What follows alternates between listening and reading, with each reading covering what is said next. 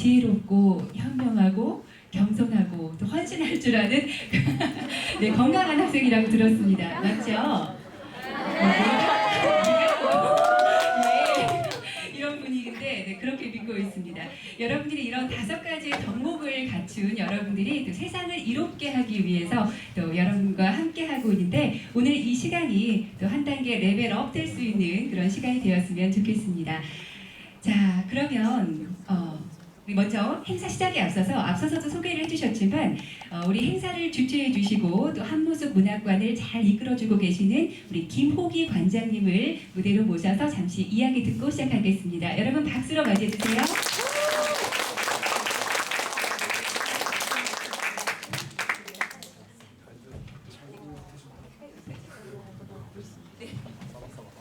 반갑습니다. 안녕하세요. 사회자 말씀대로 똑똑하고 발랄하고 또 겸손하고 그런 고등학생들을 보니까 아주 너무 반갑고 기쁩니다. 이 사람은 50년대 우리나라가 아주 불쌍할 때 여러분들 우리 같이 고등학교를 다닌 추억이 있어서 이렇게 좋은 환경에서 이렇게 멋있게 자라는 우리 아들 손자들을 보면 내가 정말 눈물이 나도록 감격스럽습니다. 네. 우리나라가 이렇게 잘 살게 되고 되는 반면에는 한편으로는 너무 사회가 이기주의가 팽배되고 벽이 너무 많아요.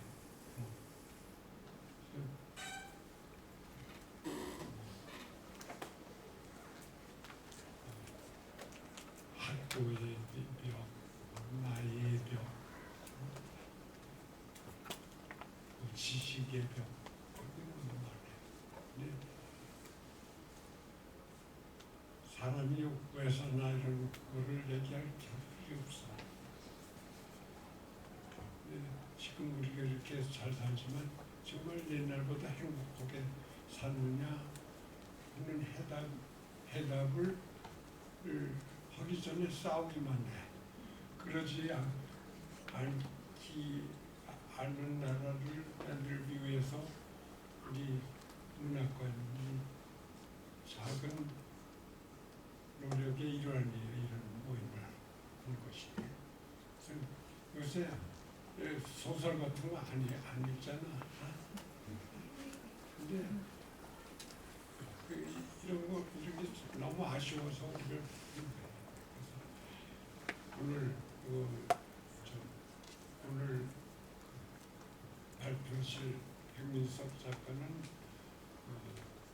작년도 우리 한무섭 문학상 수상작인데 아주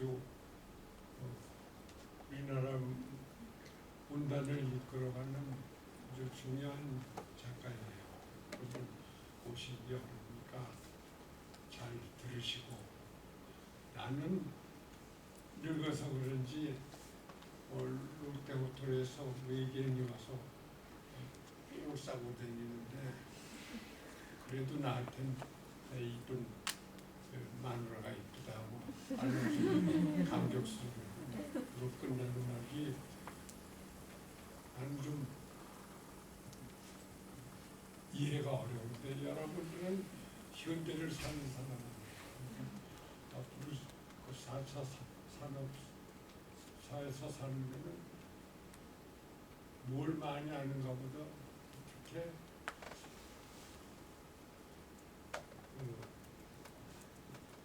상상의 세계를 펼쳐가느냐 그게 더 중요할지도 모릅니다. 그렇다고 해서 고등학교에서 배워올 것을 제쳐내는 건 아닙니다. 선생님 말씀 잘 듣고 부모님 말씀 잘 잘 듣고 하는 건 기본이에요. 세상에. 아니, 그래서 오늘 백민석 작가님 소설 잘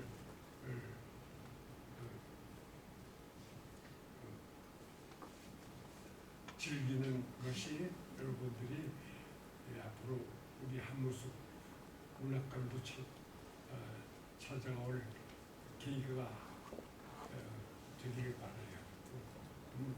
나는 여기서부터 80년을 산 사람이기 때문에 이 동네에 대해서 물어볼 게 있으면 우리 문학관에 와서 물어보세요. 옛날 얘기는 많이 해드릴게요. 우선 600~700m밖에 안 되니까 안 되니까 이렇게 해화동 길로 나오면 한무숲길이라고 있어요. 올라와서 조이정 누르면 내가 맞아줄게. 그래.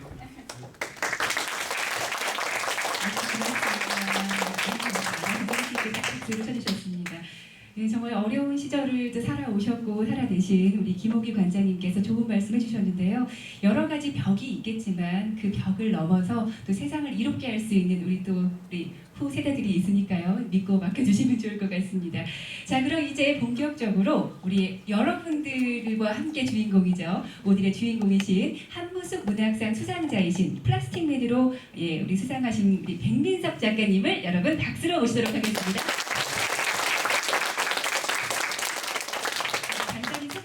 해주시고 안녕하세요. 저는 소설 쓰는 백민석이라고 합니다. 예. 네. 끝인가요? 예. 아, 그렇군요. 좋습니다. 아주 간단하게 소개를 해주셨습니다. 자, 그러면 우리 작가님 모셨고요. 저희는 이렇게 진행을 하겠습니다. 우리 작가님과 그리고 독자가 함께 낭독을 하는 시간을 갖고 여러분들 다 읽고 오셨겠지만 또 다시 한번 들으면 처음에 몰랐었던 것들이 또 다시 들어올 수가 있거든요. 그러니까 다시 한번 또 읽어보시면 좋을 것 같습니다. 우리 이은섭 학생과 허시은 학생이 오늘 낭독 준비하고 있습니다. 여러분 두 분을 박수로 모셔주시기 바랍니다. 자리에 앉으시면 시작하도록 하겠습니다. 오, 선생님 마이크가 닿지 않습니다.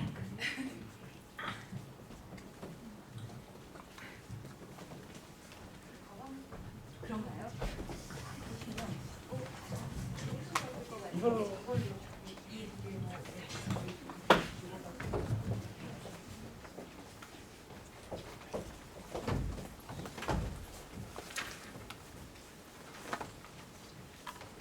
시작해요. 네. 주름. 빨리 중국인들이 비구름을 훔쳐가기 전에 홍선영은 벤치에서 일어나 이보다 더 웃기는 일은 없다는 표정으로 소리를 질렀다. 기상통제센터의 신호가 모니터에 뜨고 5분 대기조의 대기실 입구에서 경광등이 번쩍거렸다. 대기조가 헬멧을 조이며 활주로로 달려나가는 동안 그녀는 관제탑에 활주로를 열어달라고 출동 보고를 했다. 조원들이 달려나간 자리에는 빨지 못한 공군복에서 나는 시큼한 쩐내와 찢지 못한 몸에서 나는 퀴퀴한 내가 남았다. 홍소룡은 쟁거림으로 활주로로 나갔다. 요오드와 화운 캡슐을 장탄한 화운 2호기가 경납고를 빠져나오고 있었다. 조정석에 앉은 박소룡이 커브를 돌기 전에 그녀를 발견하고 경례를 했다. 어지럽게 뻗은 활주로와 경납고의 둥근 지붕들 넘어 어디에도 구름은 보이지 않았다. 하늘은 한 달쯤 방치한 비행기의 유리창처럼 뿌옇다는 점만 빼면 흠 하나 없이 말끔했다. 너무 말끔해서 탈이었다. 지난 넉 달 동안 하늘은 완벽하게 말라붙어 있었다. 정찰기나 수송기가 아니면 어떤 그림자도 하늘에 비치지 않았다. 큰 새들도 공군기지 주변을 떠났다. 화운 2호기에 이어 3호기도 활주로를 이륙하고 있었다. 홍선영은 경납고 맞은편 충돌 방지턱에 앉아 헬멧을 벗었다. 두 비행기가 센터에서 알려준 좌표까지 날아가 구름을 찾아내고 은가루가 든 플로팅 마이크로 캡슐들을 뿌리고 돌아오는 것을 보려면 끈기가 필요했다. 나갔다가 바다새 몇 마리 앉아있는 해안가 마을만 보고 돌아올 수도 있었다. 때론 구름이 비행기보다 더 빨리 날기도 하니까.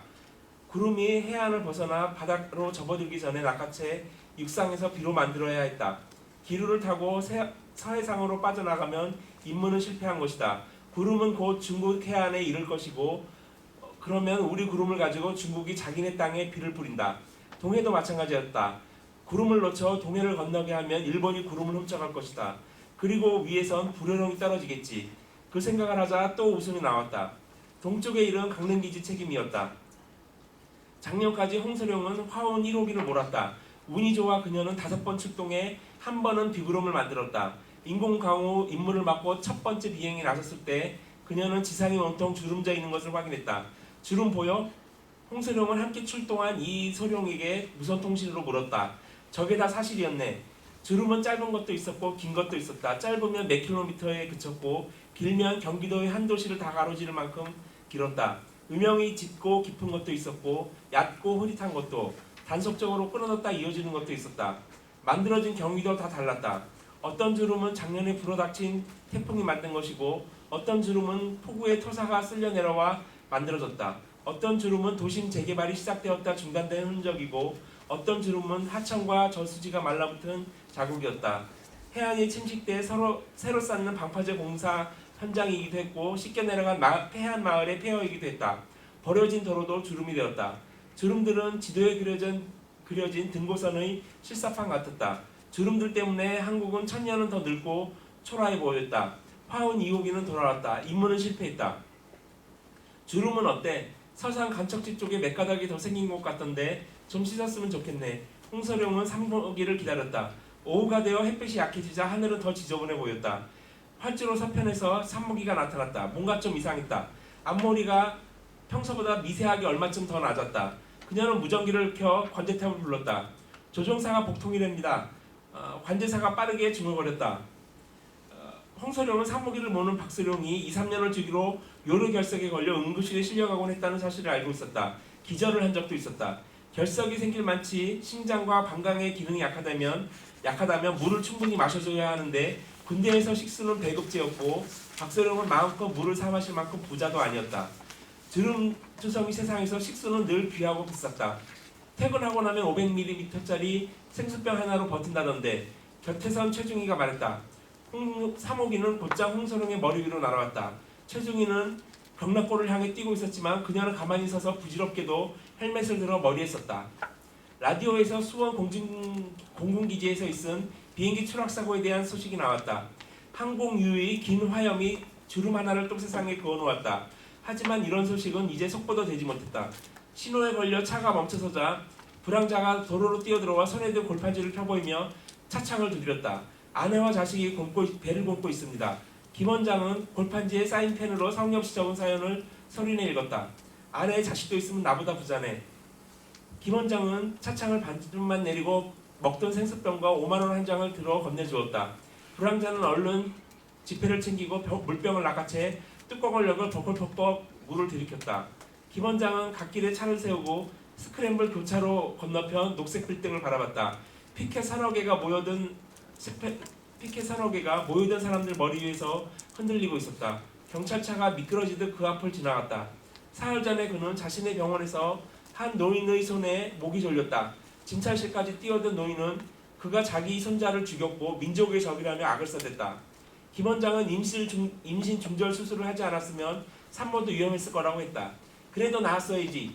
노인이 소리를 지를 때마다 틀니가 덜컥거렸다. 근본도 없는 놈이 감히 민족의 미래를 끊어 그것도 내 핏줄을 간호사 한 명이 겁에 질려 훌쩍거리기 시작했고 김 원장은 참을 수가 없었다. 미혼모였었는데요. 병원에 올 때 늘 혼자였고요. 노인이 달려들어 김 원장의 목을 두 손으로 쥐었다. 그는 노인의 손을 풀었고 몇 마디 고성이 오갔다. 아이가 살았으면 누가 키웠을 거냐고. 그걸 왜 궁금해 이 씹새끼야. 고아원에 보내려고 했다. 고아원에. 노인은 다시 달려들어 김 원장의 목을 졸랐고 수 간호사가 무슨 일이 생길지 몰라 접시대에 비치해두었던 호신용 체류액을 뿌렸다. 그 일로 김 원장은 경찰 조사를 받았고 히스테리성 발작을 일으켜 입원을 했고 그의 산부인과는 낙태 클리닉으로 인터넷에 이름이 공개됐다. 주인공은 차를 몰고 주차장으로 들어갔다. 백미러에 시위대가 피켓을 들고 따라 내려오는 것이 보였다. 살인의사, 그 아래에는 그의 이름이 살인병원, 그 아래에는 그의 산부인과 이름이 적혀 있었다. 저들한테는 낙태죄는 오래전에 사라졌다고 아무리 설명해도 먹히지 않았다. 경찰의 말도 판사의 말도 들리지 않았다. 저들의 귀에는 민족의 목소리만 들렸다. 그는 차를 엘리베이터에 바짝 붙여 세우고는 엘리베이터 안으로 뛰어들었다. 4층 산부인과 앞에는 12대 일부가 미리 진을 치고 있었다. 출근한 간호사가 있는지 안에 불이 켜져 있었다. 김 원장은 거칠게 어깨를 흔들며 사이를 비집고 들어갔다. 누군가가 그의 이마를 달걀로 쳤고 정신을 차리고 보니 오른손 손목이 유리문 손잡이에 수갑으로 채워져 있었다. 그가 손목을 비틀자 수갑이 조이며 살갗이 벗겨졌다. 김 원장이 왼손을 들어 오른손 재킷 주머니에 든 휴대폰을 꺼내자 또 다른 누군가가 휴대폰을 빼앗아 민족의 재판정에 증거물을 제출하겠다고 버럭 소리를 질렀다. 김 원장은 접시대에 유선 전화기에 송화기를 집어드는 간호사를 보며 정신을 잃어갔다. 할 말을 하는 간호사였다. 그는 늘 간호사처럼 올곧고 용기 있는 의사가 되고 싶었다. 욕설과 함께 너도 죽어봐 태아의 고통에 공감을 해보라고 이 사이코패스야 하는 소리가 어지럽게 그의 귀 속으로 쏟아졌다. 아랫배에서 뜨끈한 것이 흘러내렸다. 흘러내렸다기보다는 울컥 쏟아졌다. 하늘은 마르고 땅은 잠기고 이 조사관은 천천히 2019년형 소울을 몰고 재난 현장의 한 가운데를 지나갔다. 소울은 이제 생산되지도 않았고 소울을 만든 기아 자동차도 마힌드라 그룹에 흡수되었지만 출장이 잡히면 그녀는 늘 소울을 타야 했다. 그녀가 용케 퇴사하지 않은 10년 동안 소울도 용케 망가지지 않고 버텼다. 이 조사관은 지진에 이어 해일이 휩쓸고 지나간 창원시의 번화가를 어제부터 천천히 돌아봤다. 아직 빠지지 않은 바닷물이 거리에 웅덩이들을 만들고 있었다.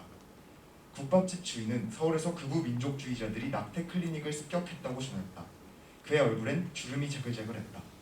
창원시의 남쪽 자유무역 지구는 이미 9년 전에 물 위에 잠겨 사라졌고 한반도 지도의 해안선이 다시 그려졌다. 그 정도로 끝났으면 좋았을 텐데 불행은 끝이 없었다. 올 여름 해수면이 2차로 상승해 창원 도심에 검고 압취나는 갯벌 진흙에 거대한 주름을 그어놓았다. 주름. 이 조사관은 국밥집을 나오며 하늘을 올려다보았다. 미세먼지가 거쳐 맑았지만 그 대신 햇빛이 그녀의 이마 위로 그녀를 때려눕힐 듯 내리쬐고 있었다. 바닷물은 차고 넘치지만 민물은 부족해 창원시는 10년째 먼 도시에서 생활용수를 끌어와 쓰고 있었다. 올해도 11달째 비가 없었다. 정부에서 버려진 공단에 담수화 설비를 짓고 있었지만 생산량은 수요에 비해 너무 적었다. 게다가 비용이 많이 들어 시 재정이 파탄났다. 가장 먼저 치안이 망가졌다. 이 조사관은 근처에 경찰차나 경찰이 보이지 않으면 차에서 내리지 않았다. 문짝이 떨어져 나간 푸드트럭 한 대를 지나쳤는데 운전석에 한 청년이 티셔츠가 끌어올려진 채로 죽어 있었다. 지진이 나고 해일이 덮친 진해안 구역으로 접어들었는데도 경찰은 가물에 콩나듯 보였다. 재난 지역이 작아 그런지 군대도 파견되지 않았다.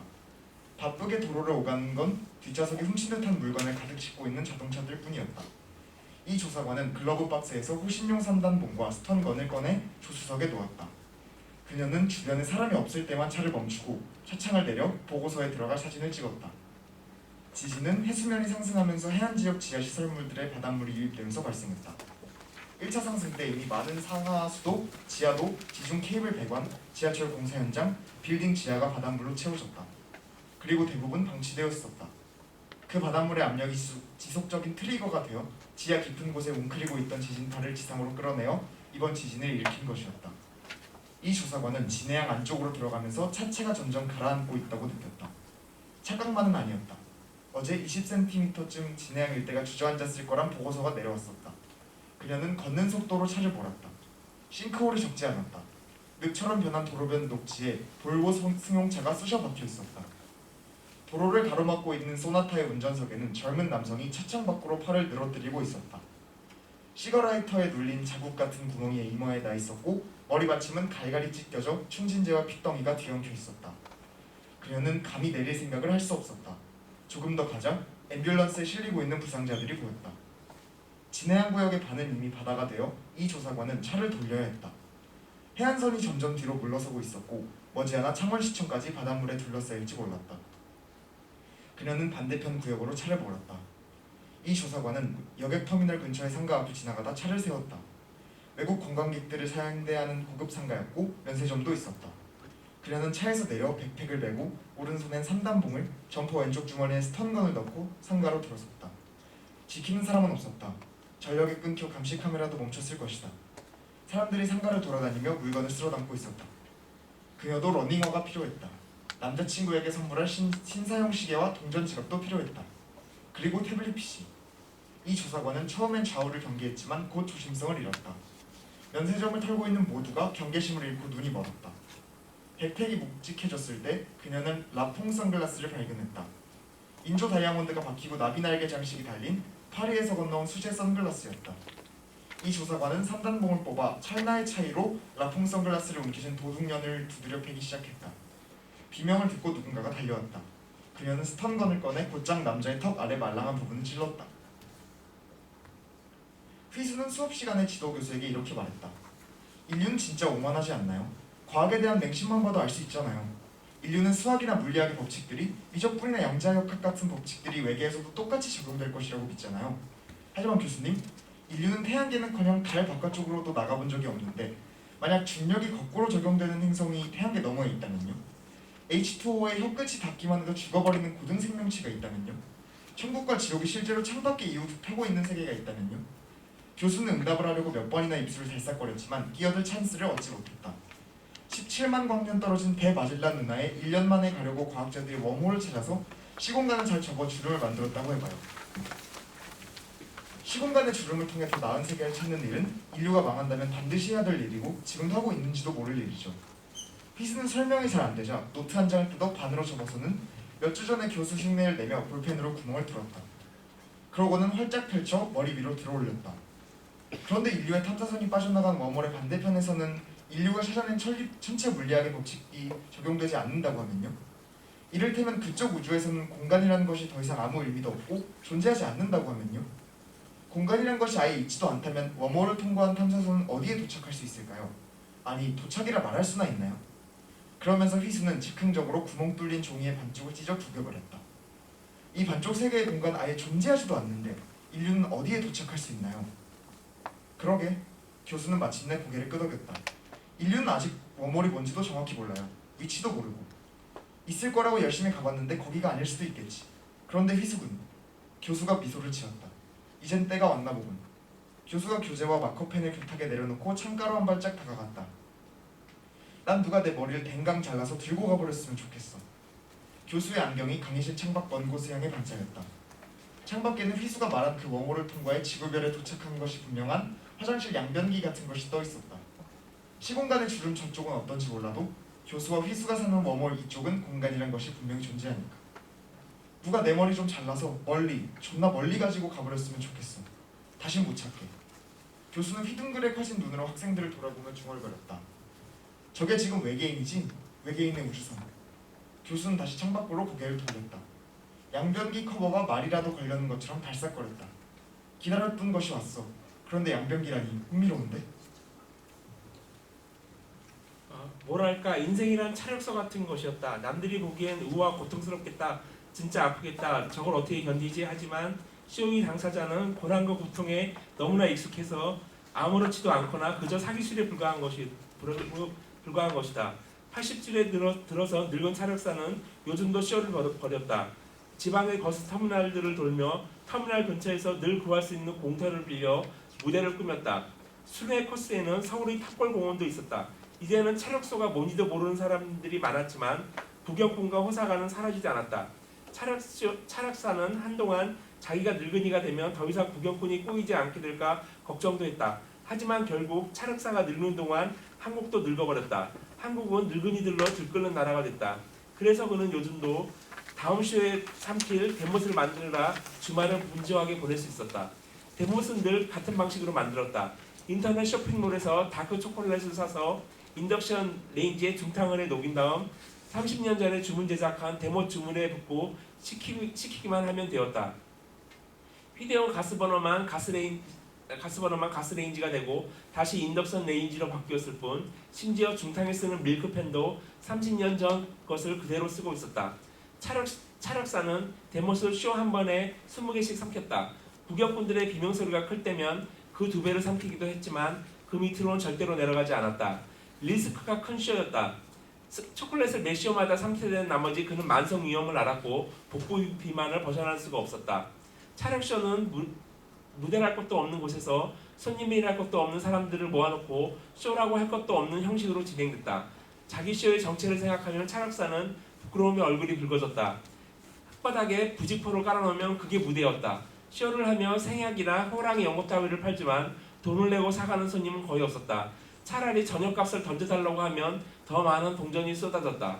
다음 차력 쇼계에 발을 들였을 땐 알비노 보아뱀이 있었다. 커다란 수족관에 담요를 깔고 슬쩍 옆구리가 드러나게 보아뱀을 넣어두면 그것만으로도 하굣길에 어린애들을 끌어들일 수 있었다.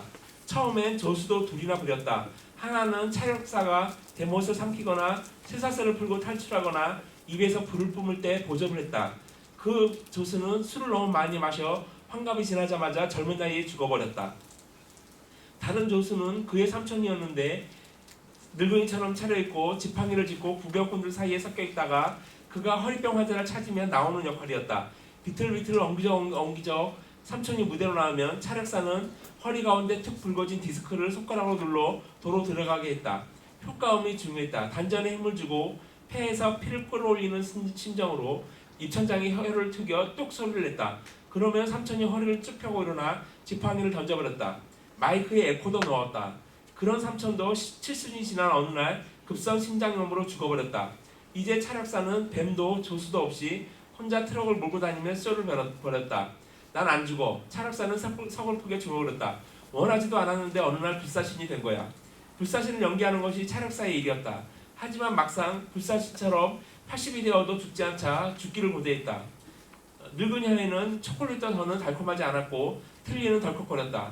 20년 전에는 임플란트가 비싸서 못했고 임플란트가 싸진 지금은 잇몸이 다 달아 할 수 없었다. 왼 발바닥은 족저근막염이 만성이 되어 절룩거리며 다녀야 했고 오른 무릎엔 관절염이 왔다. 오른 고관절은 뼈끼리 충돌해 찌르듯이 아파왔고 오른쪽 허리에 만성 디스크가 있었다. 노안이와 무대에 서면 구경꾼들이 보이지 않았다. 이래선 차력사라고도 할 수 없었다. 하지만 오늘도 차력사는 부직포를 트럭에서 내려 터미널 옆 공터에 널찍하게 깔았다. 살을 쬐듯이 햇빛이 내리쬐는 가운데 우통을 벗고 1시간을 기다렸다. 우통을 벗으면 쭈글쭈글한 주름투성이 거죽이 드러났지만 우통까기는 차력의 기본이었다. 구경꾼은 나타나지 않았다. 차력사는 노안을 넘어 실명을 했나 싶어 눈을 비벼보았지만 역시 구경꾼은 콧배기도 보이지 않았다. 그러고 보니 터미널을 드나드는 버스도 못 봤고 소리도 못 들은 것 같았다. 길에도 행인이 없었고 멀리 차도에도 다니는 차가 없었다. 버려진 도시였다. 휴대폰을 통 보지 않아 정보에 어두워 실수를 했다.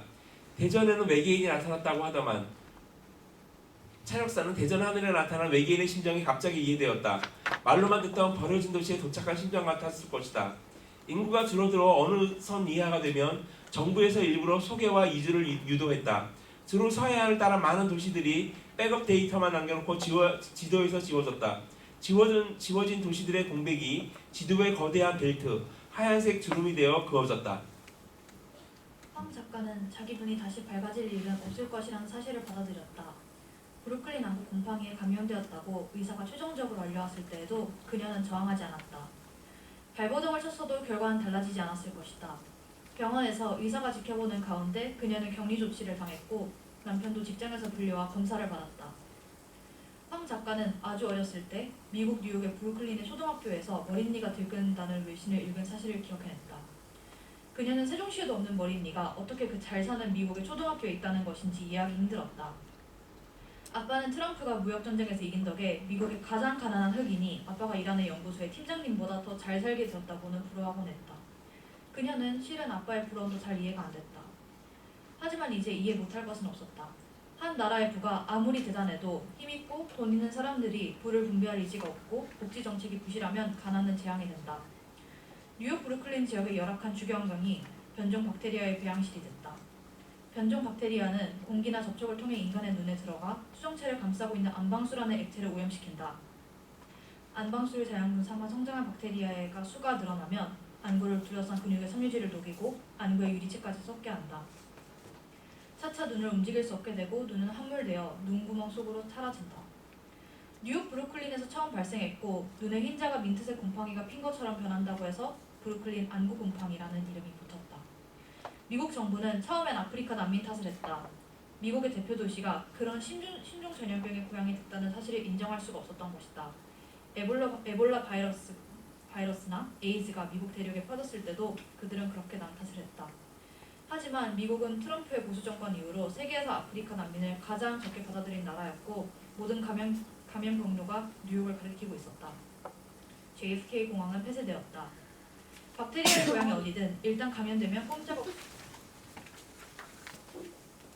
꼼짝없이 격리되었다. 황 작가는 병원에 입고 온 그대로 병원 6층의 격리병동에 수용되었다.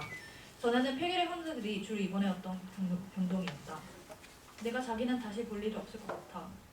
황 작가는 면회실의 모니터에 비친 남편을 보며 말했다. 웃으려고 하자 정말로 미소가 지어졌다. 남편에게선 박테리아가 검출되지 않았다. 치료약이 나온대. 남편은 쓸데없는 거짓말을 하고 있었다. 이 전염병으로 이미 전 세계에서 300만 명이 시력을 잃었고 50만 명이 뇌까지 썩어들어가 식물인간이 되거나 죽었다. 수술을 받을 거야. 황 작가는 박테리아가 뇌까지 침투하기 전에 안화에서 완구를 드러내는 수술을 받기로 했다. 선택의 여지가 없었다. 그렇게 해서 살아난다 해도 직업은? 소명은? 그녀가 작가이므로 이 모든 일의 과정을 기억해두려고 했다. 하지만 어떻게? 구슬로? 누군가가 황 작가의 구슬을 글로 옮겨준다고 해도 그 글이 그녀가 불러준 대로 똑같이 쓰였음을 그녀가 어떻게 알 수 있을까? 이제 내 눈은 끔찍한 주름으로 변할 거고 자기는 아마 토가 나오겠지. 이번엔 웃을 수가 없었다. 짙고 깊고 짙은 흉측한 두 줄 주름이 찍 그어진 얼굴을. 정작 황 작가 자신은 볼 수도 없다는 사실이 더 끔찍했다. 안구는 없어도 눈꺼풀에 신경과 근육은 남아있을 테니 이제 새 주름들은 시도 때도 없이 벌레처럼 꿈틀대겠지. 황 작가는 울고 있는 남편에게 말했다. 웃으라고. 난 자기가 지금 울면 난 죽을 때까지 자기가 우는 모습만 떠올리게 될 거야. 뭐든 다 서울로 오는군. 박 경사는 UFO가 서울을 향해 올라오고 있다는 뉴스를 보며 음침하게 짓거렸다. 하지만 맞장구를 쳐줄 동료가 곁에 없었다. 그런 지 오래되었다. 외계인도 외로운가 보지. 꾸역꾸역 서울로 올라오게. 뉴스에서는 목격자들의 진술이 이어지고 있었다. 모두가 봤지만 증거는 없었다. 기자는 UFO가 발달한 외계 기술로 카메라 렌즈를 교묘하게 회피하고 있다고 주장했다. 지금 자기 머리 위에 떠있고 방송국 취재진 모두가 보고 있는데도 방송 카메라에는 찍히지 않고 휴대폰 카메라에도 잡히지 않는다고는 황당한 주장을 늘어놓았다. 실제로 방송에 나오는 하늘은 천진난만하게 밝기만 했다. 이를테면 유령 같은 거라서 겁에 질린 사람 눈에나 보이지만 카메라에는 찍히지 않는 것이나 마찬가지예요. 뉴스 스튜디오에 불려나온 전문가가 설명했다. 일종의 심리적 스텔스 기술이라고나 할까요? 아니면 카메라의 광학 기계 장치만 회피하는 스텔스 기술일 수도 있고. 역시 외계인들이란 앵커가 맞장구 쳤다. 박 경사는 다들 미쳐가고 있다고 생각했다. 그렇지 않고서야 저런 인터뷰를 하고 저런 방송을 내보낼 리 없었다. 인류는 외로운 나머지 미쳐가고 있다. 그는 혀를 쳤다. 인류와 80억 명이나 되는데도 외롭다니. 외로움이야말로 인류의 재앙이야.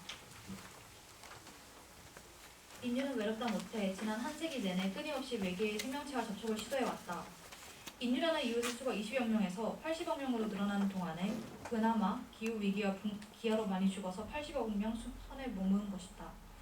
이놈의 인류는 같은 인류 안에서는 도무지 외로움을 해소할 줄 모른다. 지구 내부에서 지하 세계를 찾아내려는 부질없는 시도도 계속됐고 급기야는 평행우주를 상상해내 현 세계를 무한대로 복제했다. 현 세계가 그럴 가치가 있다는 뜻이 말이다. 자기 곁에 20억 명이 굶어 죽고 가고 있는데도 평행우주라는 거울을 마주하고는 혼잣말을 중얼거리고 확실히 외로움은 인류의 재앙이야. 현 세계만 생각하면 박 경사는 기운이 빠졌다. 위에서 외계인을 체포하라는 명령이 떨어질지도 몰랐다. 그는 경찰이 되고 나서 늘 무력감을 느꼈지만 이후 몇 달은 더했다. 국가재정이 파탄나면서 동료들이 대거 경찰을 그만뒀을 때보다 더했다. 처음 경사로 진급했을 무렵보다 그는 지금 3배 더 넓은 지역을 담당하고 있었고 강력범죄는 5배 더 많이 다루고 있었다. 그는 출동을 하게 되면 사비로 구입한 경량의 방탄조끼를 걸쳤다. 총포류 관리가 느슨해져서 이제는 편의점에서 신고를 받고 출동했다가도 총을 맞을 수가 있었다. 싫어, 다 싫다고.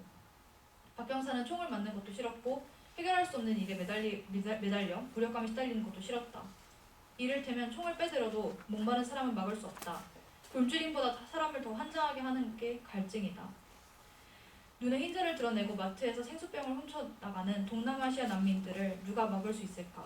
그는 낙태 클리닉에 때로 몰려들어 간호사에게 염산을 뿌리고 임산부를 납치하는 시위대도 막을 수가 없었고 재난이 발생한 도시나 버려진 도시의 소수의 인력만 끌고 들어가 순찰을 도는 일도 할 수 없었다.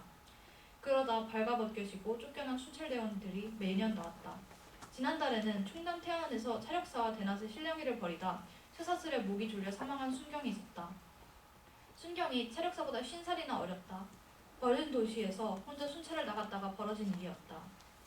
박 경사는 말라버린 하늘에서 비를 내리게 할 수도 없었고 해수면이 상승해 도시가 잠기는 것도 막을 수 없었다.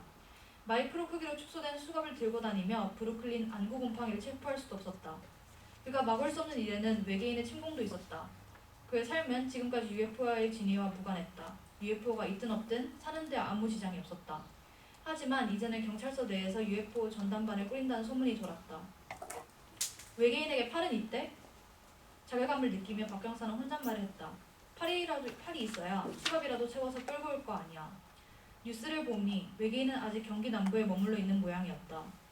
대전 국립중앙과학관 상공에 처음 나타난 이후 UFO는 남한의 시민들을 희롱하며 천천히 북상하고 있었다. 우주를 가로질러 온 UFO의 속도가 고속버스보다도 느리다는 것은 납득할 수 없었다. 남한 땅을 유람이라도 하는 것일까?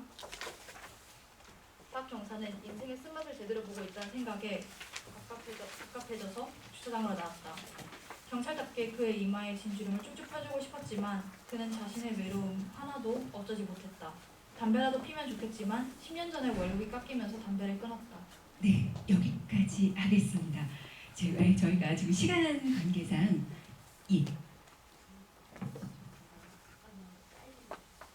더 할까요? 읽어주시기 바랍니다. 해수는 남편이 오늘은 집으로 올 것이라고 전화를 한 순간부터 마음이 불안해졌다. 이제는 혼자 있는 게 편해서 남편이 곁에 있으면 불편하고 불안해지기까지 했다. 부부란 무방비 상태로 한 침대에서 잠들어도 상대가 결코 자신을 해치지 않을 것이란 믿음이 있어야 했다. 이 믿음이 있었기에 해수는 남편 박경사와 결혼을 했고 잠자리에서 불안해 본 적이 없었다. 하지만 이제 경찰 공무원인 박경사의 직업이 문제가 되고 있었다. 월급은 깎였고 연금 수령액은 줄어들었고 야근 수당은 제대로 계산되지 않았지만 야근 시간은 오히려 늘었고 벌써 5년째 일주일에 하루 이틀만 집에 들어오고 있었다. 올 들어서는 한 달에 이틀을 겨우 집에 돌아와 그녀의 곁에서 잠을 자다 나갔다. 처음에 바람이라도 피나 여러 방법으로 알아봤지만 멍청한 남편은 그저 일에 치여 사는 불쌍하고 무능한 남자일 뿐이었다. 해수는 함께 침대에 누울 남자가 자신을 해치지 않을 거라는 확신이 없어 결혼을 포기한 많은 친구들과 만나 수다를 떨며 외로움을 해소했다. 때론 친구들은 다 보내고 그녀 혼자 남아 술잔을 기울이기도 했다. 사랑해. 저녁 7시에 퇴근에 들어온 남편 박경사가 밤이 되자 느닷없이 사랑을 고백했다. 침대에 나란히 누워 신혼 때 하던 대로 심야 드라마를 보기 위해 텔레비전을 켠 순간이었다. 거의 2년 만의 일이었다. 뭐야 왜 지랄이야? 해수는 농담으로도 받아넘겼다. 하지만 박경사의 표정은 전에 없이 진지했고 두 눈에선 심지어 프로포즈 할 때도 느껴지지 않았던 진정성까지 느껴졌다. 어쩌면 섹스를 하려고 수작을 부리는 것인지도 몰랐다. 박경사는 말없이 리모컨을 들고 텔레비전 채널을 돌렸다. 뉴스 채널 한가운데서 앵커가 외계인의 UFO가 마침내 카메라 앞에 모습을 드러냈다고 고래고래 소리를 질러대고 있었다. 낮에 찍어둔 속보 영상이었다. 앵커는 UFO가 경기도 과천을 쑥대밭으로 만들고 마침내 서울을 적시기 시작했다고 흥분해 짓거리고 있었다. 지구의 것이 아닌 게 분명한 미확인 확인 비행 물체는 어제만 해도 카메라에 찍히지 않았다. 그래서 박경사는 집단 환각에 불과한 것을 놓고 다들 호들갑이라고 코웃음을 쳤다. 하지만 UFO는 안양을 지나 과천에 이르러 갑자기 모습을 드러냈고 방송국 카메라들이 미친듯이 촬영하는 동안에 과천에 똥물을 한바탕 끼얹고는 사당에 도달했다. 진짜 똥물을. 그리고 녹화 영상에서 거대한 양변기 모양의 UFO가 똥물로 잠실 롯데월드타워를 공격하고 있었다. 불안한 마음을 진정시키려고 하루 종일 베토벤의 교향곡만 듣느라 해수는 뉴스를 보지 않았다. 그녀는 낯설고 황당한 영상에 가슴이 철렁 내려앉았다. 그녀도 UFO에 관련한 소문을 형편없는 유머라며 무시하고 있었다. 하지만 UFO가 롯데월드타워 전망대 위로 몸통을 살짝 기울이고 진한 갈색의 똥물을 쏟고 있는 뉴스 영상은 믿지 않을 수가 없었다. 저런 더럽고 추악한 광경을 누가 컴퓨터 그래픽으로 조작해서 방송을 타게 할 수 있을까? 배수관이 막힌 양변기처럼 쿨럭쿨럭거리며 변기 커버를 아가리처럼 들썩이며 UFO는 짙은 갈색의 똥물을 끝도 없이 토해내고 있었다. 그 아름답던 롯데월드 타워의 자태는 외계인이 뱉어낸 어마어마한 오물로 똥칠이 되고 있었다. 해수가 놀란 눈을 뜨고 입을 해별쭉 벌리고 있는 사이 박경사는 슬픔에 잠겨 거의 익사할 듯한 표정을 짓고 있었다. 현재 UFO는 잠실을 지나 성수동 수제화 거리 상공에 멈춰 있습니다. 밤이 되어 공격을 멈춘 것일까요? 아니면 똥물이 다 떨어져 보충을 하고 있는 걸까요? 저 많은 똥물은 누가 다 치울까요? 앵커는 얄미운 목소리로 계속 짓거려댔다. 혜수가 겁에 질려 박경사의 손을 꼭 붙들었다. 하지만 공포에 손까지 부들부들 떨고 있는 쪽은 박경사였다. 왜 그래 자기? 헬리콥터로 촬영한 항공사진이 지나가고 있었다. UFO가 지나온 붉은 궤적을 따라 서울 남부에 짙은 갈색의 주름이 그어져 있었다. 사당부터 잠실을 지나 성수동에 이르는 기나긴 주름이었다. 주름 주변의 시민들과 차량들이 황급히 대피하고 있었다. 모든 것이 얼마나 실감나는지 영상일 뿐인데도 악취에 코가 썩고 구역질이 났다. 자기야, 박경사는 슬픈 눈을 깜빡거리며 혜수의 두 손을 꼭 쥐었다. 나 내일 저놈 잡으러 가야 해. 알겠지? 혜수는 뭐라고 할지 몰라 뺨을 붉혔다. 머릿속이 하얗게 비워지는 느낌이었다. 저기가 내 관할이잖아. 난 관할은 꼭 지키는 정치해야 되니까. 박경사는 듬직한 어깨로 혜수를 꼭 껴안았다. 얼마나 세게 껴안았는지 그녀의 어깨에는 빨간 주름이 잡혔다. 하지만 혹시 몰라서 사랑했다고 너와 함께 해서 행복했다고. 네, 박수 한번 보내주시죠. 여기까지입니다. 고맙습니다. 네, 우리 작가님 너무 고생하셨고요. 그리고 이은섭 학생과 허시은 학생도 또 낭독하시느라 너무 고생하셨습니다. 이제 자리로 오시도록 하겠습니다. 네, 고생하셨습니다. 네, 이제는 저와 작가님이 이 자리에 앉아서 좀 이야기를 하도록 하겠습니다. 아까는 시간이 조금 모자랄까봐 좀 걱정을 했는데 우리 작가님이 엄청 말씀을 빨리 해주셔서 다 읽어도 된다고 하셨습니다. 우리 박경사가 그렇게 사랑해라고 할 때 AI처럼 말할 줄 몰랐어요. 사랑해. 네. 자, 우리 함께 다 읽어보셨을 테고 또 지금 이렇게 읽어오셨는데 어떻게 들으셨는지 모르겠습니다. 자, 일단은 제가 이거를 읽었을 때 이런 느낌이 들었어요. 이게 소설이지만 어쩌면 참 지금의 일인 것만 같고 소설이 소설 같지 않고 실제 뉴스를 듣는 것 같다는 느낌? 정말 이 언제 벌어져도 이상하지 않을 것만 같다라는 느낌이 좀 들어서 좀 마음이 그렇기도 했는데 우리 학생들 중에서 어떤 느낌을 받았는지 간단하게 좀 이야기해 주실 분 손 한번 들어주실까요? 감상평 한번 들어보겠습니다. 와, 네. 오! 들었어요. 예, 안 들으면 어떡하나 걱정입니다. 태준이. 주제가 되게 허무하게 보일 수도 있는 설정이었는데 되게 가까운 미래로 배경을 잡아서 그런 건지는 몰라도 더 현실적으로 다가왔고 아까 전에 그 아나운서님이 말씀하신 것처럼 되게 오히려 그래서 더 와닿으면서도 적응이 되었던 것 같아요. 읽으면서. 미리 작가님께서 적응이 된 것 같다. 현실적인 이야기 같다. 저와 같은 느낌을 좀 받았어요. 예, 혹시 또 다른 친구는 예, 뒤에 앉아 계신 분이요. 어느 친구분 제가 여기 가까운 쪽 먼저. 어디서 앙탈이야. 저도 그 굉장히 허무맹랑하게 보일 수도 있는 설정에 관심을 가졌는데요. 저는 이걸 읽으면서 그 커트 보내고서의 제 오돌살장이라는 책이 있거든요.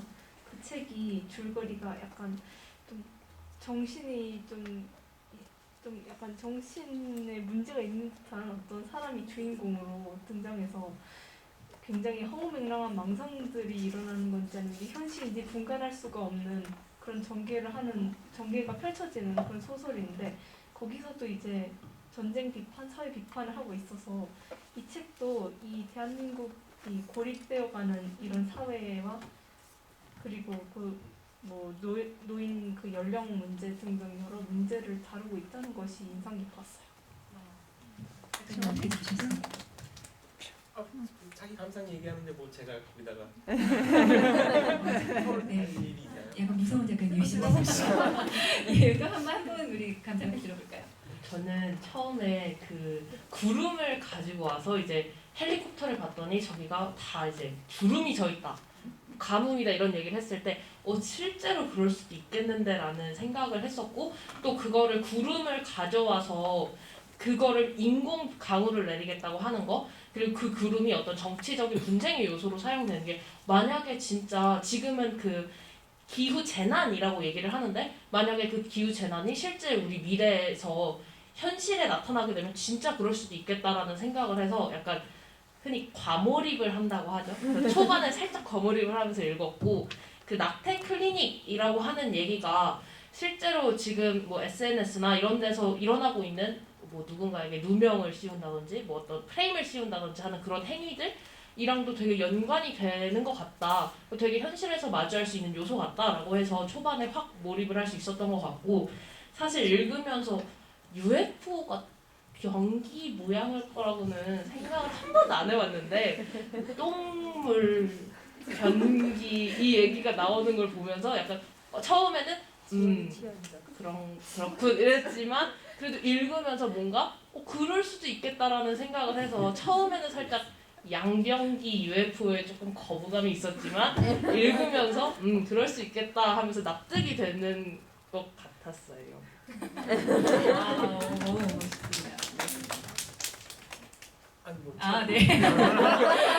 저도 사실 좀 비슷해요. 과몰입을 저도 했었거든요. 저도 양병기에서는 분명히 작가님이 뭔가 이 웜홀을 양병기로 표현을 해주시고 또 결과적으로 똥물을 퍼부는다는 거에 대해서 그래도 뭔가 이유가 있을 거야 이런 생각을 했거든요. 여러분들도 어떻게 생각하셨을지 모르겠는데 이제부터는 좀 이렇게 질문을 받으면서 작가님이 한번 대답을 해주시면 좋을 것 같아요. 이 부분 정도는 좀 대답을 해주실 수 있을까요?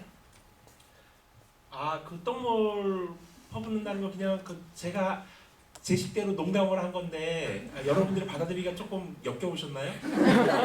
그게 저는 제 식대로 농담을 한 거고 굳이 거기서 무슨 의미를 찾는다 그러면 이제 모욕을 하는 거죠. 인류를. 제가 만약 외계인의 입장에 서본다고 한다면 지구에 내려와서 지구인들이 하는 걸 보면 지구인을 칭찬하고 싶을까 아니면 모욕을 주고 싶을까 혼내주고 싶을까 뭐 이런 생각을 하다가 나라면 그냥 똥물을 껴안고 싶은 생각이 들지도 모르겠는데 라는 생각이 들어서 제 식대로 농담을 한 거예요. 이게 아마 2018년인가 19년인가 썼는데 여기서 나온 이 허무맹랑하다고 그러셨잖아요 여러분들이. 근데 이 이야기들이 그 18년 19년 이후로 오늘에 이르기까지 거의 다 일어났어요 실제로. 그 무슨 박테리아는 이제 우리가 지금 겪고 있는 게 지금 우리가 겪는 게 뭐죠? 코로나.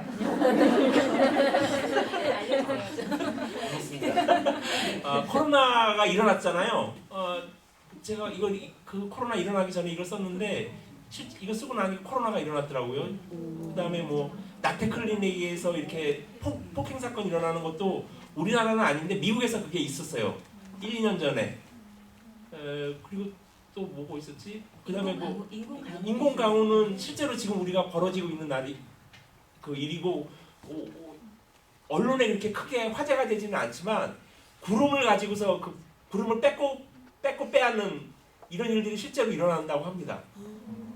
국경 지역에서. 왜냐하면 구름이 있어야 인공강우를 만들 거 아니에요. 그렇다고 해요. 저는 잘 모르겠는데.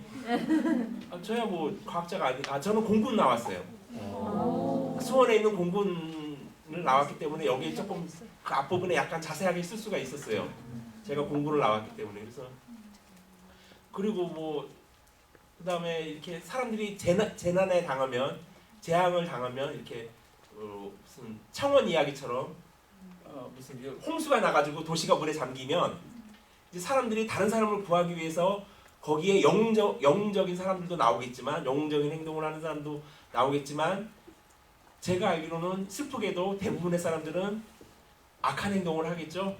저는 그렇게 봐요. 이제 여러분들이 학생이라서 학생들 앞에서 제가 아닙니다. 인간들은 다 영웅이에요. 뭐 이렇게 얘기할 수도 있지만 그거는 저는 여러분들을 제가 속이는 거라고 생각을 해요. 여러분들한테 인간이란 다 영웅이다 이렇게 얘기한다고 한다면 인간의 영웅은 저 몇 명 안 되죠?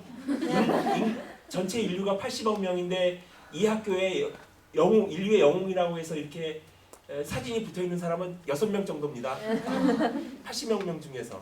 저쪽에도 몇 분 계시네요. 저쪽에도 몇 분 계시고 그렇죠. 그렇게 많지가 않아요 사실은. 그래서 근데 이제 제가 여러분들이 학생이라고 해서 제가 인류는 그렇게 악하지 않다고 얘기할 수는 없잖아요. 그렇죠? 실제로 다 이런 거는 일어날 수 있는 일이고 그래서 이 소설이 워낙 좀 허무맹랑하기는 하지만 외계인이 나타났다는 것 빼고는 거기다가 현실에서 벌어지고 있는 일입니다. 그렇지 않나요? 외계인만 빼놓고 외계인은 저는 안 믿어요. 외계인이 있었으면 벌써 나타났지. 인류 앞에. 그렇잖아요? 근데 안 나타나잖아. 걔네들이 부끄러워서 안 나타나는 건 아닐 거예요. 그렇죠? 없으니까 안 나타난 거지. 저는 그건 안 믿어요. 근데 소설에서 농담을 하고 싶으니까, 외계의 입장에서 우리 지구를 바라보고 싶으니까 그 외계인을 제가 그냥 농담처럼 쓴 겁니다. 네. 진짜 2018년에 쓰셨는데 진짜 예언가처럼 우리 아까 뉴욕 브루클린 뭐였죠? 곰팡이 그것도 우리 코로나처럼 이게 있었고 지금 기후 변화에 대한 이야기도 많았습니다. 가뭄, 폭우 이런 문제들을 하면서 중간에 그 어떤 조사관이 어디를 면세점을 갔었는데 경계심이 무너졌다. 인간의 그런 그 심리까지 잘 다뤄주신 것 같습니다. 또 어떤 부분에서 또 궁금한 게 있었다라고 하면 질문 한번 주실까요? 예, 여기 손 들었습니다. 우리 안경 쓴 학생.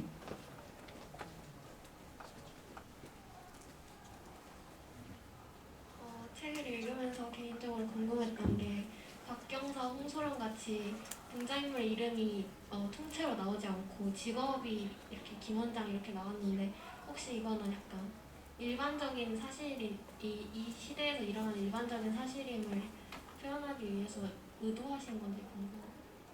그냥 현실적인 표현이에요. 저는 이름이 백민석이라고 하는데 제가 바깥에서 부를 때는 대체로 작가님, 선생님, 야, 너, 이놈 이렇게 불리거든요. 제 이름이 불리는 이름 별로 거의 없어요. 제 선생님들한테서는 뭐 백구나 뭐 이러시는 분들도 계시고 제 이름이 불리는 게 거의 없습니다. 그래서 그냥 현실적인 표현이에요. 제가 여기에 썼던. 그리고 나중에 부부는 이름을 쓰잖아요. 부부는 원래 이름을 씁니다. 그렇죠? 동등한 입장이니까 부부는. 의도되지는 않았다. 그렇죠. 현실적. 현실적으로 했다. 되게 깊이 있는 질문을 해주셨네요. 그래도 네, 부부는 이름을 쓴다. 동등한 입장이다. 알겠습니다. 여기서 더 하실 말씀 저는 어떻게라도 좀 의미를 끌어내 볼까 하는데 없으셨다고 합니다. 예, 또 여러 가지 질문이 나왔던 것 같아요. 제가 이거를 미리 잠깐 봤었는데 또 궁금하신 분, 예, 혹시 작가님 미리 님께서 마지막. 제가 기억하기로 이 소설에 주름이라고 하면은 보통 사람의 피부 위에 있는 그 저희가 일반적으로 받아들이는 주름의 뜻이랑 약간 질이나 뭐 땅의 모습에서 뭐 주름같이 생긴 무언가로 비유하기 위해 쓰였다고 제가 파악을 했는데 그 땅에서 주름으로 보이는 물건들을 그 표현을 쓰신 이유가 그 차력사 이야기에 나왔던 표현을 그대로 빌려서 말하는 것처럼 그만큼 지구가 아니면 세상이 늙어갔다라는 표현하기 위해서 쓰신 건가요? 그런 의미도 있고요.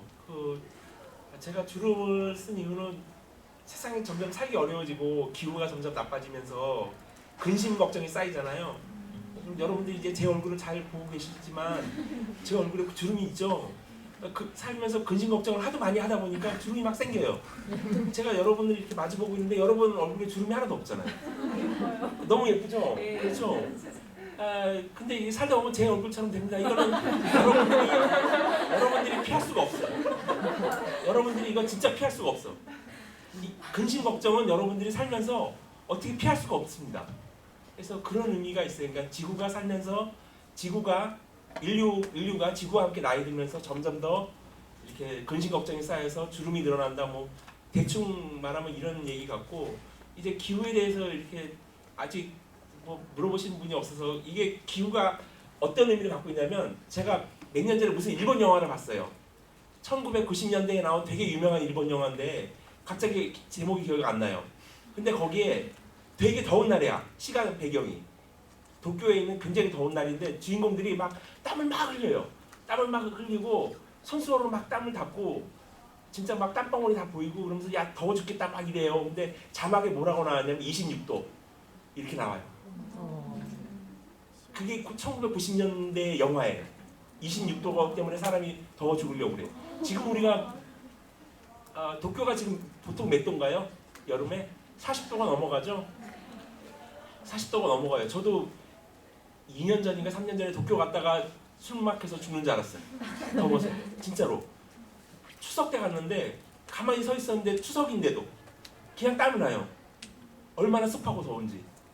서울보다 훨씬 더 습하고 더워요. 그게 불과 20년? 20년 사이에 벌어진 일이에요. 1990년대에는 26도로 죽어갖고 사람들이 지금은 40도, 42도 뭐 이렇죠. 그래서 이런 일들이 생기면 근심 걱정이 쌓이잖아. 그러면 여러분들의 아름다운 피부에도 주름이 생길 수가 있어요. 항상 웃으면서 근심 걱정은 잘 피해 다니시길 바랍니다. 아름답게 마무리를 해주셨지만 여러분도 이렇게 될 거예요라는 뭐 악당이라고 하는 건 아니고요. 예, 그렇게 말씀을 해주셨네요. 맞아요. 주름질 일들이 참 많이 일어나고 있어서 안타깝기는 한데 또 피할 수도 없다라고 하니까 우리가 또 신경을 써야 되는 부분이 아닌가 싶습니다. 그리고 여러분들의 또 교훈이 또 세상을 이롭게 하자라는 게 있기 때문에 한번 생각을 해봐야 되는 부분이 아닌가 싶습니다. 자, 그리고 제가 여기서 보니까 궁금한 게 아니라 휘수에 대해서 궁금해하시는 분들이 좀 많았었거든요. 여기 쓰신 분 계실까요?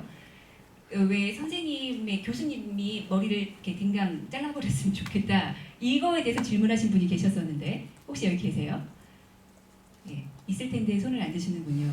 네, 이렇게 질문하셨거든요. 왜 교수의 머리를 댕강 잘랐다라는 부분이 왜 그렇게 표현을 하셨나요? 라고 했는데 이 소설에 나오는 대목 중에 하나가 이게 교수가 혼잣말처럼 누가 내 머리를 잘라가지고 다시는 찾을 수 없도록 누가 멀리 들고 가버렸으면 좋겠다 뭐 이런 대목이 나오는데 이건 저의 평소의 생각입니다.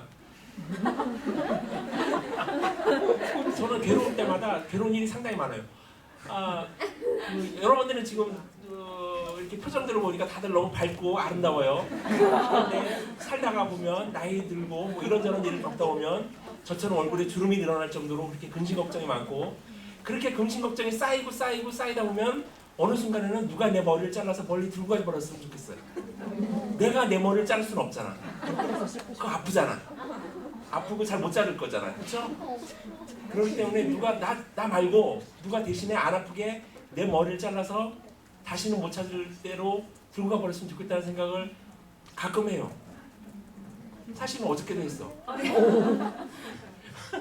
살면서 그렇게 괴로운 일이 많죠.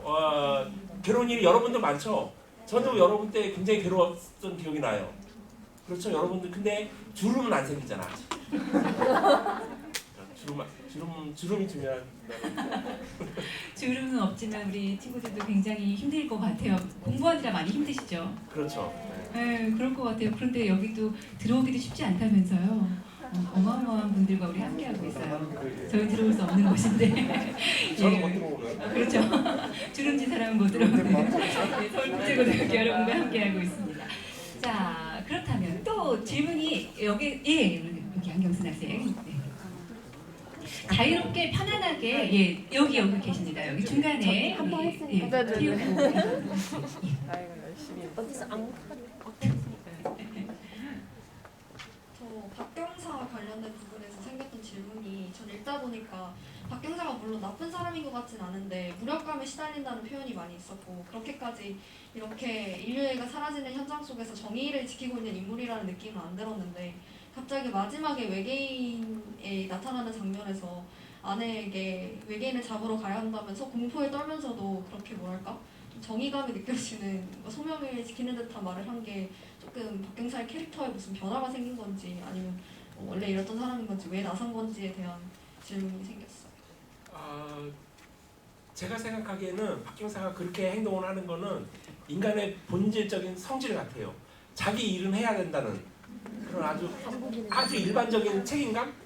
내 직업은 내가 알아서 한다. 아직 사표를 내지 않은 이상 내 직업에는 내가 할 수 있는 일을 한다. 뭐 이런 생각이죠.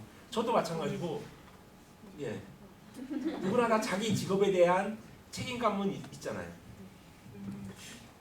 맞아요. 이 소설이라는 게 참 그런 것 같아요. 이렇게 사람에 대한 인간의 그 내면 세계를 좀 이렇게 들춰보는 것들 이런 게 있는 것 같아요. 원래 사람은 좀 게으르고 나태하긴 하지만 이렇게 또 이렇게 외계인이 서울까지 대전까지 왔을 때만 해도 그렇게 경계심이 없었는데 내 구역에 왔다라고 하니까 정말 정의감이 생겼잖아요. 그렇죠? 더 이상 받아주지 않으십니다. 네. 맞아요. 그 설국열차 여러분이 보셨을까요? 그것도 좀 그랬던 것 같아요. 왜 막 그 인간의 그 본능이 나오잖아요. 아, 이 부산행이었나? 뭐 그런 것도 그렇고. 부산행이 그랬죠. 예. 굉장히 다급해졌을 때, 어려울 때 그런 인간적인 모습들이 나오는 것 같습니다. 예. 이렇게 지금 소설 속에 있는 뭐 문장들이라든지 어떤 내용이 기억나시거나 아니면 작가님에 대해서 예, 여쭤보셔도 되고요. 아니면 뭐 소설에 대해서 궁금하시다라든지 예, 이런 부분 있으실까요? 네, 여기 앞에 계신 분. 네, 여기 마이크 한 번만 넘겨주시겠어요? 네, 앞에. 아, 아까 여기 한 번 더 있었나요? 한 번 더 하시면. 아, 네. 예, 그 다음에 한번 보겠습니다. 예. 그 사실 그냥 제 생각이랑 관련된 질문인데요. 저는 사실 처음에 제목이 주름이었고 좀 읽으면서 약간 좀 어떤 우리 사회의 어떤 갈등 이런 걸 좀 다루나 해서 사실 제가 생각했을 때 이 소설에서 얘기하고 있는 어떤 가장 비판적인 요소가 어떤 인류의 본질적인 부분 그리고 약간 자연 현상 그러니까 이 기후 이상 기후에 대한 이야기를 하고 있다라고 저는 생각을 했었는데 그 이제 우리의 얼굴에 주름을 지게 하는 요소들은 사실 상당히 많잖아요. 뭐 부동산 문제가 있을 수도 있고 뭐 아니면 사소하게는 아 오늘 밥을 뭐 먹지 하는 문제부터 해서 우리에게 고민이 되는 요소 주름이 생기게 하는 요소들이 굉장히 많은데 그 많고 많은 요소 중에서 인류에 대한 이야기 그리고 이상 기후에 대한 이야기를 주제로 잡으신 이유가 뭔지 그게 궁금합니다. 아, 그게 지금 우리가 처해 있는 본질적인 문제라고 생각을 해요. 기상 기후 문제 같은 것들이 본질적인 문제라고 생각을 해요. 아마 굉장히 고통스러울 것 같아요. 제가 보기에는 앞으로 우리 사는 삶이 굉장히 고통스러워질 것 같아요. 그래서 소설 속에서 이 지금 살고 있는 세상을 복제하고 있다. 막 이런 표현도 있었거든요. 그래서 사람들은 자꾸 이렇게 뭔가를 만들어내고 있는 걸까요? 예, 그런 거 같기도 해요. 제가 뭘 알겠습니까? 직접 쓰신 거 맞고요. 예. 네, 소설을 보면 중간에 차력사라는 인물이 나오잖아요. 제가 봤을 때 차력사는 물론 초콜릿으로 대못을 만들었거나 아니면 삼촌을 이용하는 등 좀 사기를 친다 약간 이런 모습도 있긴 하지만 분명히 봤을 때 그냥 하루하루 먹고 살기 위해서 열심히 일하는 소시민적인 캐릭터라고 생각을 했어요. 근데 후에 경찰 이야기 나왔을 그 박경사 부분 나왔을 때 어느 버려진 도시에서 차력사에 의해서 수명 한 명이 목숨을 잃었다 이런 말이 나오더라고요. 혹시 그 차력사가 앞에 나오는 그 차력사인가요? 아니면 그렇다면 왜 차력사는 그러니까 그렇게 소시민적이었던 평범해 보이는 힘도 없잖아요. 잇몸도 없고 피부는 주름지고 더 이상 체력사라고 할 만한 것도 없이 정말 허약한 그냥 평범한 소시민인데 그런 사람이 어쩌다가 경찰을 죽이게 됐는지 그 사이에 무슨 일이 있었는지 알고 싶어요. 그거는 독자들의 상상으로 남겨놓는 거고요. 인간은 근데 무슨 행동이든 다 할 수 있다고 저는 생각을 해요. 그렇지 않나요? 인간이 다 이성적으로 생각해서 행동을 하나요? 사실은 그렇지가 않죠.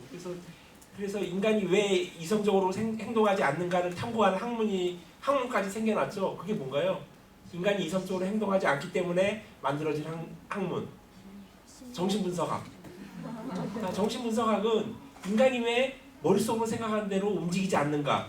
왜 정해진 법칙대로 정해진 법과 질서와 예의에 맞춰서 행동하지 않는가를 분석하는 학문이죠. 그게 정신분석학인데 그런 학문이 생겨날 정도로 원래 인간은 제멋대로 삽니다. 사실은. 원래 제멋대로 행동하고 굉장히 충동적이고 제가 보기엔 그래요. 저도 그렇고. 예, 딱 봐도 그렇죠. 제가 별로 이성적이지 않아 보이죠. 이렇게 좀 궁금한 부분은 독자의 상상에 맡긴다. 네. 그래요, 맞아요. 그 정말 이런 말도 있었던 것 같아요. 인간이 상상할 수 있는 모든 일은 현실에서 일어나고 있다. 이런 말도 있었던 것 같은데, 그럼 혹시 우리 학생은 어떻게 해서 그 힘이 없는 차력사가 그 경찰 정말 몇 살 차이라고 했었죠? 50살? 차이가 나는 경찰을 죽였을까요? 우리 독자의 상상 혹시 다른 분들 상상을 한번 해보실까요? 예. 제가 생각했던 거는 주제가 계속 말하고 있었던 거는 인간의 외로움, 공허함, 그리고 인간의 갈증이라고 해야 되나요? 약간 이런 기본적인 욕구에 대한 욕망, 약간 이런 거라고 생각을 했거든요. 그러니까 저 전반적인 감정들을 봤을 때 그래서 제 생각에는 체력사가 말했잖아요. 아까 그때 관객이 없다고요. 더 이상 체력사 주변에 버려진 도시에 있던 걸 보아서 체력사는 정말로 그냥 혼자가 됐고 정말 외롭고 그냥 그냥 자기 주변의 외로움이나 혹은 갈증, 인간관계에 대한 갈증이든지 아니면 정말 식수에 대한 갈증이든지 이런 것 때문에 사람이 뭐라고 해야죠? 한마디로 이상해졌다? 약간 이성을 잃다, 약간 위인전이나 이런 데 보면 가끔씩 가다가 사람의 연대기 이런 거 보면 역사 같은 데 보면 사실은 훌륭했던 사람이 나중에 가다가 나중에 말년에는 정신이 이상했다 이런 게 자주 나오거든요. 그래서 그렇게 된 게 아닐까 싶었어요. 그냥 자기 주변의 외로움이랑 이런 상황이 그런 소시민을 그렇게 폭력적으로 만들지 않았을까 싶었어요. 잘 보셨어요. 너무 잘 봤대요. 저도 근데 되게 와닿았던 게 외로워서 사람들이 미쳐가고 있다 이런 문구도 있었잖아요. 진짜 외로움이 이성을 잃게 하고 이성을 잃게 하니까 사람을 그렇게 할 수도 있구나. 와, 우리 학생들 대단한데요. 예. 그렇죠. 똑똑하죠. 똑똑해요 진짜. 저는 사실 생각도 어떻게 죽였을까 이런 생각 안 해봤는데. 예. 네. 이제는 그럼 우리 작가님에 대해서 여쭤보셔도 좋습니다. 사실 그냥 되게 단순하게 궁금했던 건데 그 약간 문단에 등단하시게 된 계기나 과정이 어떻게 됐는지 여쭤보고 싶었어요. 저는 고등학생 때, 그러니까 여러분 나이 때부터 글을 썼고요. 그냥 글을 쓰고 싶었어요. 근데 제가 좀 가난하게 살아서 제가 음악도 하고 싶었고, 그림도 그리고 싶었고, 글도 쓰고 싶었고, 뭐 텔레비전에 나오는 건 다 따라하고 싶었는데 다 비싸요, 돈이. 그런 걸 배우려면. 그래서 돈이 안 되는 유일한 게 글 쓰는 거거든요. 글은 원고지랑 볼펜만 있으면 되잖아요. 그 당시에는 컴퓨터도 없었으니까 제가 고등학생 때는 컴퓨터가 아직 PC라고 하는 게 없었어요. 그래서 그냥 원고지랑 볼펜만 있으면 됐었어요. 그래서 그걸로 했어요. 돈 안 드는 거를. 그래서 고등학생 때부터 계속 쓰다가 보니까 대학교도 글 쓰는 문해창작과에 들어갔고 거기서 글 쓰다가 등단을 해서 소설가가 된 거예요. 그러고 나서 제가 어렸을 때 뭐 그림도 배우고 싶고 뭐 음악도 하고 싶고 뭐 이랬다잖아요. 그래서 어른이 나이 들고 나서 돈 벌고 난 다음에 다 배웠어요. 학원 가서. 제가 어렸을 때 하고 싶었던 거. 근데 여전히 제가 할 수 있는 거는 글 쓰는 거밖에 없더라고. 음악을 할 수 있는, 악기를 살 수 있는 돈을 벌기 시작하니까 그 재능이 없어진 거야. 원래 있었는지 없었는지는 잘 모르겠지만 예전에는 악기를 살 돈이 없어서 음악을 못했는데 악기를 살 돈이 생기고 나니까 제가 그걸 배우려고 하니까 재능이 없는 거예요. 그런 뭐라고 해야 되나요? 소설 같은 이야기? 진짜예요. 이거 실화예요. 돈이 없어서 참 다행이에요. 이렇다라고 말하기가 참 뭐하지만 그래서 우리 작가님을 만날 수가 있었네요. 그러면 가난이 작가로 만들었다라고 아픈 얘기를 이렇게 또 쉽게 하네요. 제가 그렇습니다. 예, 그렇게 우리 여러분 나이 때부터 시작을 하셨다고 합니다. 네. 또 다른 질문 있으실까요? 예. 네. 저는 짧게 카메라 켜줘. 저는 그냥 짧게 질문을 드리고 싶은데요. 작가님께서 이 소설에서 가장 마음에 드시는 주름이 뭔지 궁금합니다. 가장 마음에 드는 주름은 이제 그 기후 변화 때문에 우리나라 국토에 생기는 주름들, 홍수가 지나가면서 생기는 주름, 산사태가 일어나면서 생기는 주름, 뭐 물이 말라가면서 생기는 주름, 뭐 이런 것들이 좋아요. 제가 읽으면서 지금 읽어보니까 그거에 마음에 드네요. 진짜로 하늘에 올라가서 보면 그런 게 보이지 않을까요? 그렇죠. 비행기 타고 이렇게 다니다 보면은 땅이 굉장히 아름답더라고요. 저는. 아 그렇지 않나요? 맞아요. 위에서 내려다보는 예, 그 주름이 굉장히 아름답죠. 예. 아름다운데 그런데 이 주름을 조금 더 깊이 생각을 하면 주름은 나이를 먹는다라는 일단 1차원적으로 이게 늙음이잖아요. 근데 주름의 끝은 결국은 좀 죽음이 아닐까 이런 생각이 들면 조금 아프기도 한데 예. 예. 아, 네. 저는 아픕니다. 네네. 주름의 끝은 이제 사망에 이르는 거죠. 주름을 하다 보니까 그러니까 주름이 안 생기도록 우리는 노력을 해야 돼요. 지구에. 그렇지 않나요? 와, 지금 막 지어낸 것 같긴 하지만 좋은 메시지인 것 같아요. 환경이 진짜 너무 지금 안 좋기 때문에 우리가 뭘 해도 지금 될까 말까한 그런 기후 위기에 와 있잖아요. 그래서 정말 아프기 때문에 우리가 노력해야 한다. 예, 이렇게 결론을 내려주셨습니다. 또 다른 질문이 있으신가요? 예, 가운데 계신 분. 예.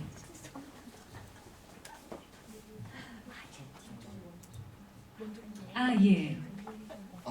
네, 일단 두 가지 정도 질문이 있는데 기자 같아요. 첫 번째는 좀 약간 나름 괜찮은 질문이고 두 번째는 약간 재미를 추구한 질문이고 가볍게 대답해 주시면 좋겠습니다. 첫 번째 질문은 이 소설을 읽다 보니까 여러 가지 전문적인 그런 용어들이 많이 나오더라고요. 막 플로팅 뭐 플로팅 모시기도 있었고 그다음에 웜홀 얘기를 할 때는 되게 엄청 과학적인 것 같이 들리는 용어들 많이 나왔는데 저도 글을 쓸 때 항상 해보고 싶었던 게 멋져 보이는 글을 쓰는 거를 항상 되게 좋아하는데 너무 멋있는 거예요, 글이.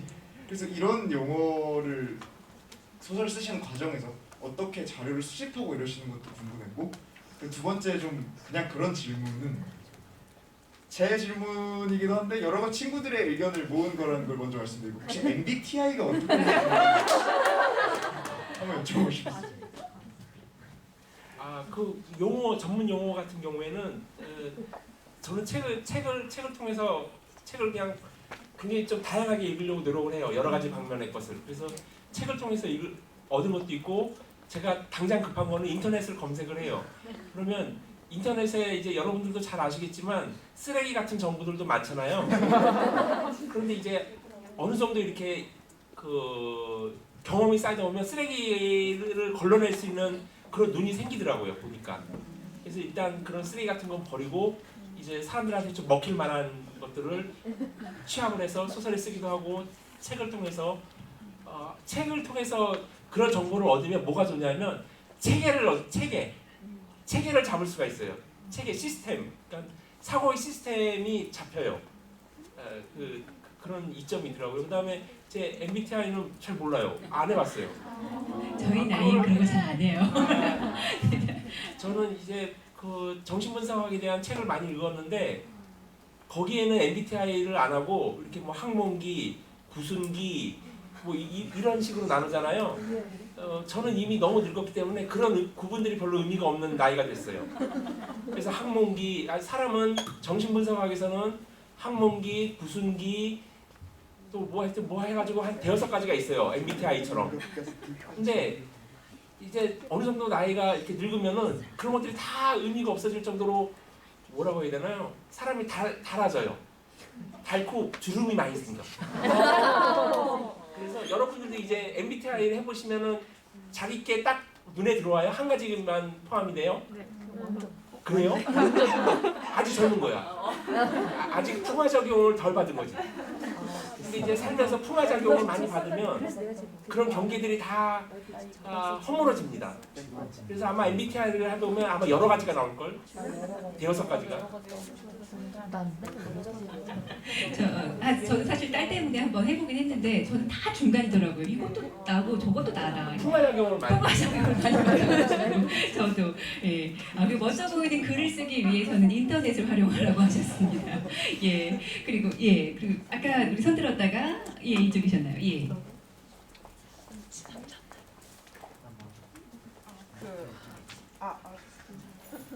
저희가 이제 나이가 18살이에요. 고등학교 2학년 18살인데 18살 정도 되니까 뭔가 진로나 삶 전체에 대한 고민도 조금씩 좀 생각하게 되더라고요.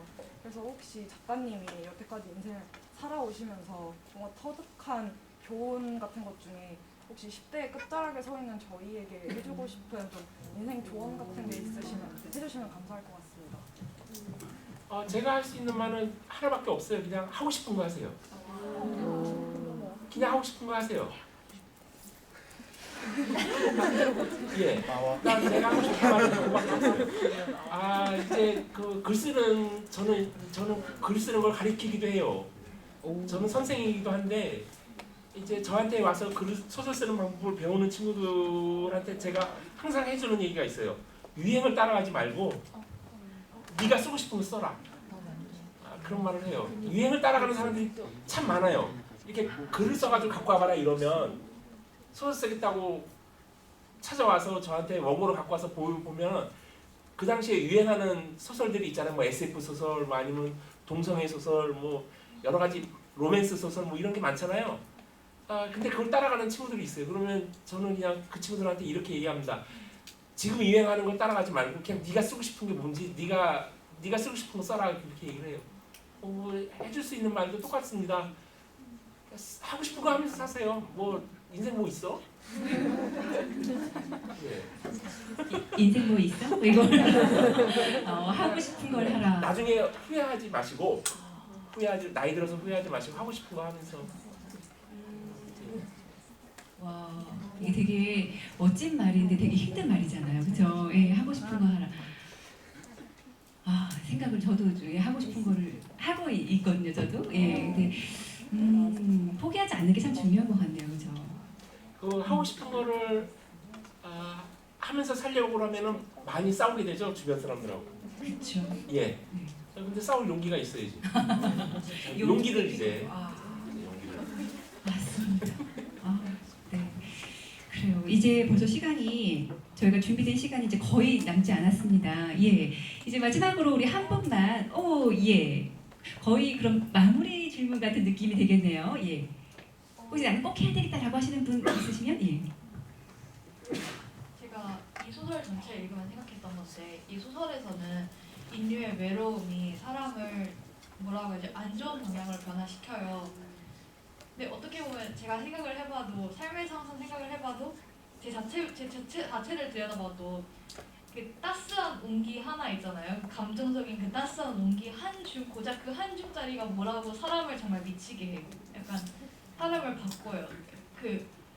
제가 사실은 원래 어렸을 때 성격이 이렇지 않았어요. 아주 어둡고 더 조용하고 더 짜증 많이 부리고 그랬거든요. 근데 모르겠어요. 주변 사람들한테 사랑받으려고 노력하다 보니까 어쩌다 보니까 이 성격이 된 것 같아요.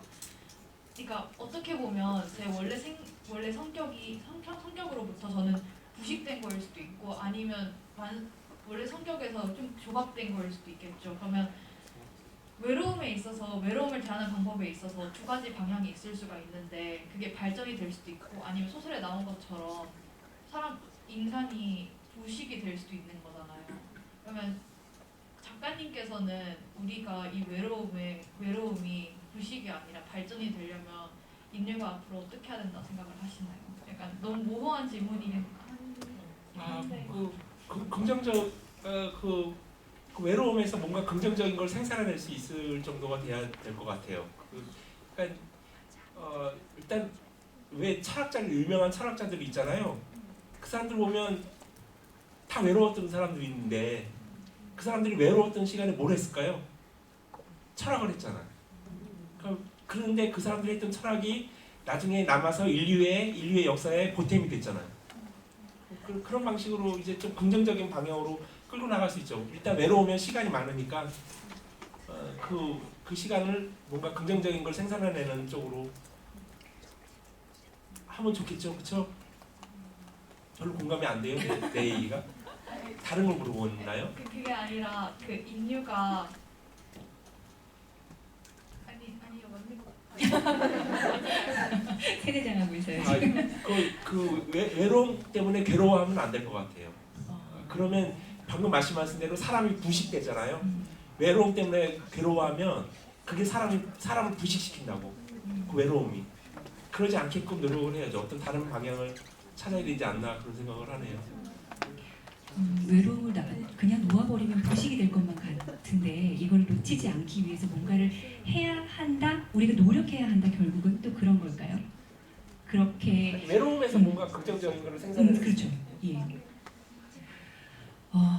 나는 이렇게 사실 저는 이렇게 심오한 질문이 오가고 이런 대화가 오갈지 정말 몰랐거든요. 작가님은 이렇게 될 거라고 생각하셨습니까? 아니요. 그죠? 질문이 상상 외에 저는 지금 어른들하고 같이 있는 기분이에요. 나 MBTI 여쭤본. 네, 마지막 질문으로 받겠습니다. 그럼 시간이 이제 4시 반이면 저희가 마치게 돼서 예. 예자 또 간단한 질문인데 좀 궁금하기도 해서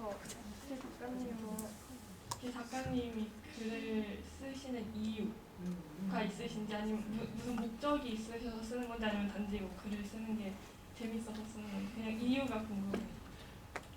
그 질문을 진짜 많이 들었는데 얼마 전에도 거기에 대해서 글을 써달라고 해서 글을 썼어요. 근데 뭐라고 썼냐면 난 모르겠다라고 썼어요. 제가 작가가 된 지 30년인데 소설을 쓰기 시작한 지 작가가 등단을 한 게 30년인데 30년 동안 그 질문을 얼마나 많이 받았겠어요. 근데 그때마다 저는 생각을 해요. 나는 왜 소설가가 됐을까? 왜 지금도 글을 쓰고 있을까? 그런 생각을 하는데 딱히 뭐 없어요. 그냥 본능 같아요. 본성. 타고난 기질? 이런 거 같아요. 아닌가요? 모르겠다. 하지만 정말 내가 원하는 거기 때문에 했다. 무슨 영화 같은 데를 보면은 무슨 본능처럼 수학 문제를 푸는 사람들이 있어요. 그런 사람들하고 비슷하지 않을까요, 제가? 너무 아름답게 했습니다. 여러분들 중에도 그런 분이 있지 않나요? 막 본능적으로 수학 문제를 풀고 막 없어요? 남의 얘기처럼. 아니 근데 이렇게 되게 막 그냥 툭툭 던지는 것처럼 말씀해 주셨지만 제가 최근에 읽은 책에 이렇게 써주셨어요. 문학이 가져야 하는 윤리적 기능이 있다면 비판과 계몽이다. 나는 그것을 위해 글을 쓴다. 라고 작가님께서 말씀하셨거든요. 예, 이렇게 훌륭한 생각을 가지고 계세요. 몰랐어요. 그러니 요만큼 거짓말은 아닌데 요만큼. 아니 굉장히 비판적인 사고를 굉장히 또 이렇게 풀어내고 계시더라고요. 네, 이렇게 정말 여러분들과 함께한 1시간 반이 벌써 다 지났습니다. 정말 너무너무 고생하셨고요. 저도 마무리 멘트를 좀 한다면 최근에 미국에서 좋은 소식이 들려왔죠. 그 에미 어워즈에서 우리가 감독상과 또 나무주연상을 수상했습니다. 오징어 게임이 거기에서 황동혁 감독이 이런 말을 했어요. 왜 이렇게 이 오징어 게임이 화제가 된 걸까요? 라고 했더니 능력주의 사회가 갖고 있는 문제에 대한 문제 제기를 했기 때문이다 라고 했습니다. 그래서 여러분들도 정말 그냥 막연히 열심히 하는 것이 아니라 정말 아까 말씀드렸듯이 우리가 세상에 이로운 사람이 되기 위해서 앞으로 한 발짝 나아가는 그런 서울국제고등학교 학생이 되었으면 좋겠습니다. 제가 여기서 마무리를 하면 안 되니까 우리 작가님의 마무리 멘트로. 저기 이서연 선생님도 고생 많으셨고요. 선생님도 너무 불러주셔서 너무 감사하고요. 저기 선생님도 감사합니다. 저는 여러분들 만나게 돼서 너무나 즐겁고요. 이렇게 나이 어린 분들을 가까이서 본 게 처음인 것 같아요. 이런 기회가 진짜 없었는데 너무 감사하고 좋은 성과 있으시길 바랍니다. 네, 고생하셨습니다.